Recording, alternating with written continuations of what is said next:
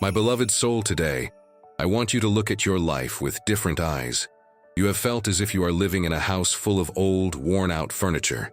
Furniture that was once beautiful and full of life, but now carries the marks of time, the scratches of disappointment, the stains of tears. You have grown accustomed to the dust of memories, the creaking of old wounds, the familiar landscape of a life that seems to have already seen its best days. You look at yourself and see the same flaws, the same fears, the same patterns repeating, and perhaps a quiet resignation has settled in your heart, the belief that this is just the way things are. You have prayed for fixes, for repairs, for a little relief. But today I have not come as a carpenter to patch up your old furniture. I have come as the Creator, with a decree that shakes the heavens and the earth of your existence. What I am about to reveal to you can transform your life, because this is not about a renovation. It's about a recreation. I am not going to fix what is old. I make all things new in your life. What you call a dead end, I call raw material. What you see as ashes, I see as the fertile soil for my newest and most glorious creation. Your story is not ending in an epilogue of memories. It is about to have a second volume, with a new cover, blank pages, and a plot that will far surpass the excitement of the first. The weariness you feel is not that of death, but of transition. It is the stillness of the earth in winter, preparing for the explosion of life in spring. And your spring, my daughter, begins today.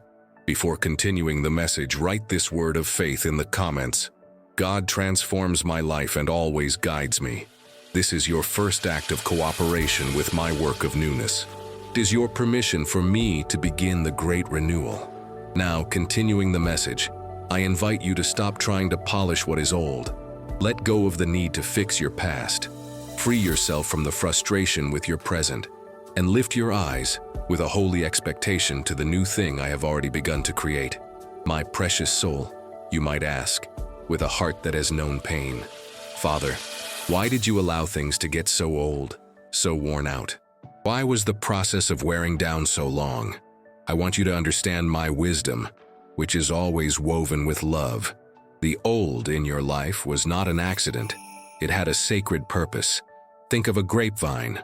For it to produce the best fruit, the vine dresser must prune it drastically. He cuts off the old branches, the limbs that have already borne their fruit. To the vine, it might seem like a loss, an act of violence. But the vine dresser knows that this pruning is the secret to a future harvest that is far more abundant and sweet. Your life has gone through a long season of pruning. I allowed relationships to dry up, dreams to wither, old securities to be cut away, not to punish you, but to prepare you. I was removing everything that was temporary, everything that was sucking your vital sap, so that your life could concentrate on what is eternal and truly fruitful. Every loss you suffered was, in fact, a gain in focus. Every disappointment was the removal of a false support, so that you would learn to lean solely on me, the true vine. Your apparent barrenness was the preparation of the soil. Your pain was the fertilizer.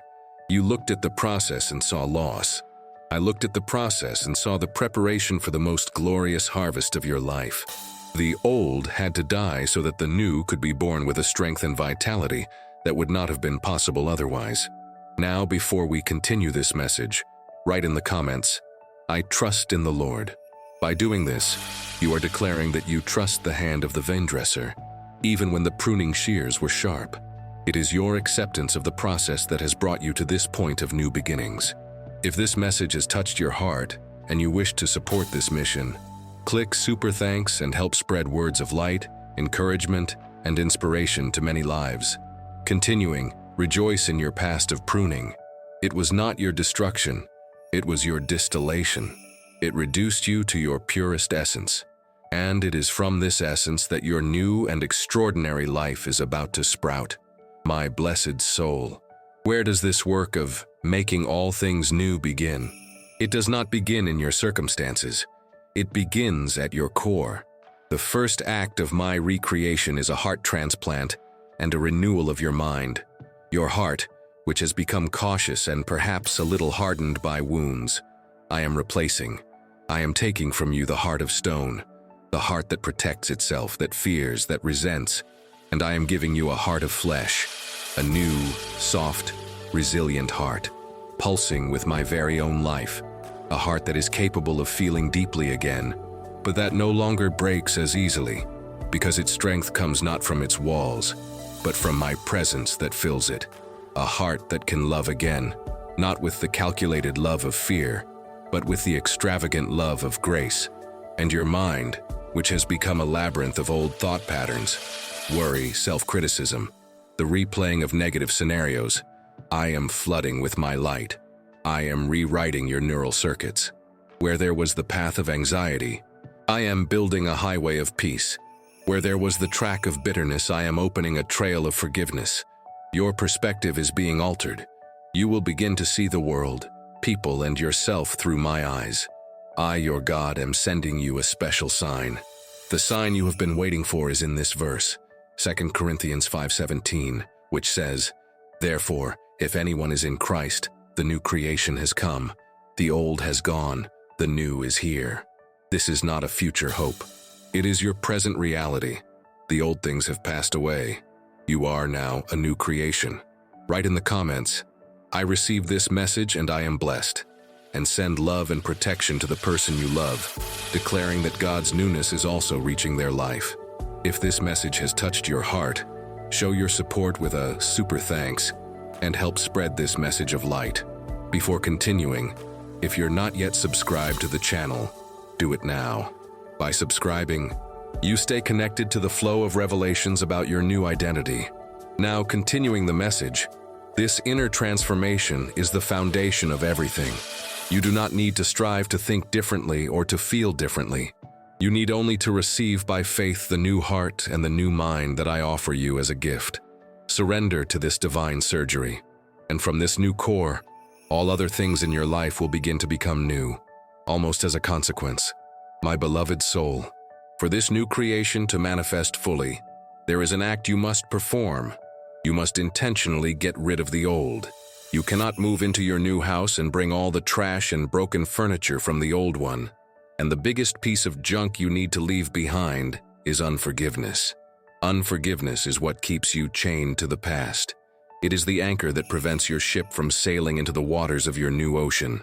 Every person who has hurt you, every disappointment, every injustice you continue to hold in your heart is a piece of the old that you refuse to let go of.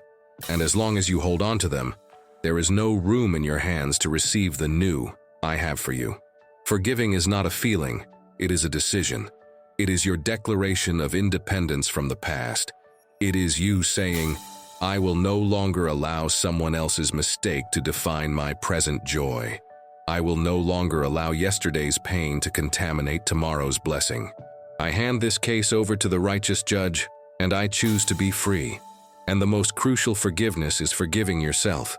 You blame yourself for your mistakes, for your failures, for the time you feel you have wasted. And this guilt is the glue that keeps you stuck to your old identity. My daughter, hear my voice of absolution. I have already forgiven you. I have already redeemed your mistakes. I have already turned your failures into lessons. Your insistence on punishing yourself is your refusal to accept my most beautiful work, grace. Write in the comments a list of people, including yourself, whom you would like to forgive. Visualize each one, send them love, and say, I forgive you, and I release you. May peace be with you. Feel the lightness and freedom that forgiveness brings. Repeat this practice every day to strengthen your inner peace and release anxiety. This act of forgiveness is your great spiritual garage sale. It is you getting rid of everything that no longer serves you, everything that is broken, everything that does not belong in your new house. And by emptying your life of the junk of the past, you create the sacred space where the newness of my grace can move, can decorate, can fill every corner with beauty, light, and peace. My precious soul, with a new heart and the house of your soul cleaned out. What will this new life look like? What exactly am I making new? I am making your relationships new. With your new heart, capable of loving from a place of fullness and not of need, the dynamic of your relationships will change. Where there was conflict, your new peace will bring reconciliation. Where there was distance, your new love will build bridges. You will become a magnet for healthy relationships and a repellent for toxic ones. your family will feel the change. Your presence will become a refuge, not a battlefield. I am making your purpose new. Your old identity may have been based on roles that no longer exist or have changed. I am giving you a new name and a new mission. Your wisdom, distilled from your experiences, will become your greatest tool. I will use you to counsel, to encourage, to be a source of stability for those who are lost.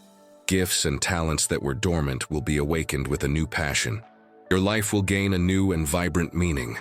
I am making your strength new.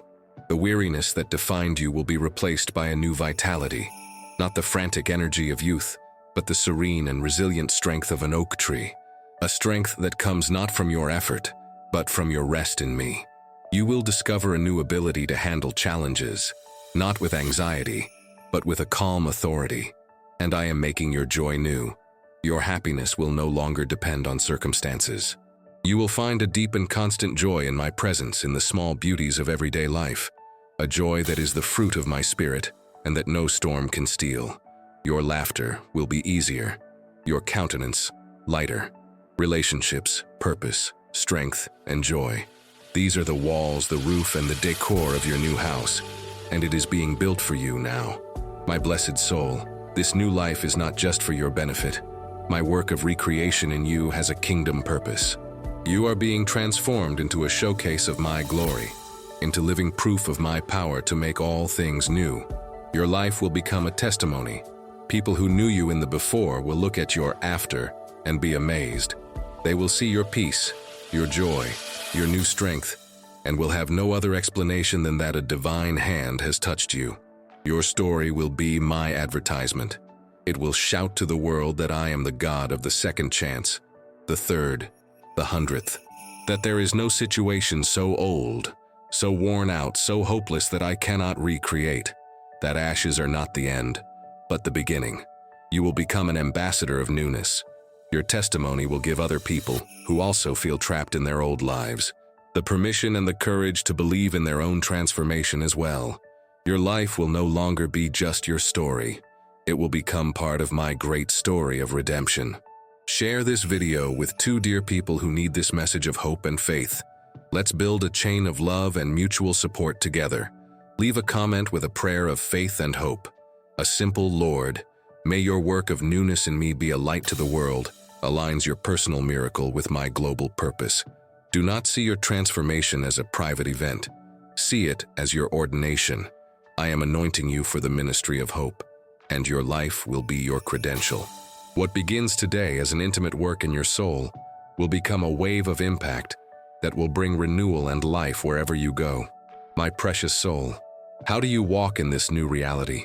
How do you cooperate with my work of recreation each day? Your new life is lived through new choices.